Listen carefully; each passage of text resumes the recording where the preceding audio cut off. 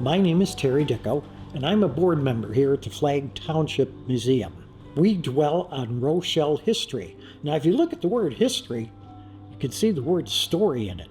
And the museum is full of stories. We're going to talk about one this week that kind of has a rocky ending, if you get my drift. Back in 1918, a young man in Creston saw a flash of light and a big explosion in the field by his house.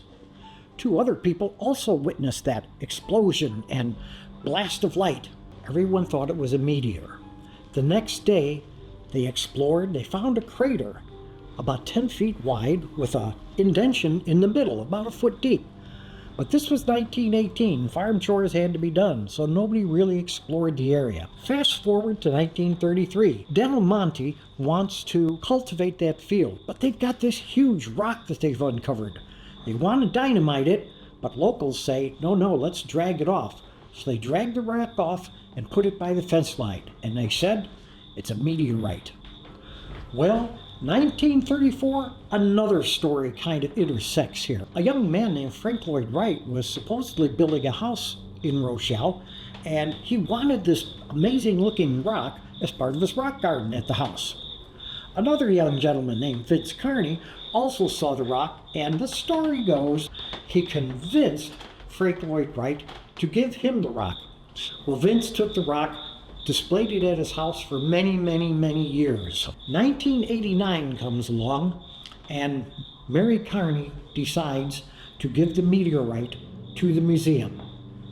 The museum takes it, we put it outside, and for years we've encouraged school children to come by and touch a bit of outer space. Well, 2019 comes along. By then the meteorite's been moved inside because, well, meteorites can be very valuable and we don't want it stolen despite the fact it weighs 600 pounds. We moved the piece inside to the museum and it sits here for years and years and years as the meteorite. In 2019, we're at a board meeting and one of the board members says, "Are we sure it's a meteorite?" Dead silence. You could almost hear that cricket back then too. Jan DeVore, museum director, embarks on a search to see what authentication we have besides the stories of people. Turns out we have none. So she contacts Northern Illinois University. A geology professor comes over, looks at the meteorite, and does a what about this? What about that? What about this? And he looks at our 600-pound meteorite and he said, it's not a meteorite. It's something called glacial erratica, and it probably came from Wisconsin. So there you have it.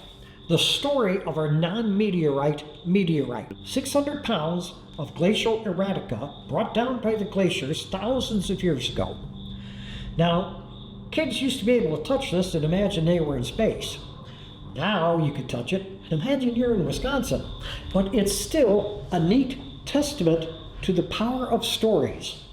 The museum has 2 books written by Tom McDermott that tell this story and amazing stories about people who've lived here, people who've passed through here, people who've died here. Good stories, good information, good entertainment. If you'd like to touch a piece of Wisconsin erratica, stop on down to the museum. And while you're visiting, why not join and buy a couple of Tom's books?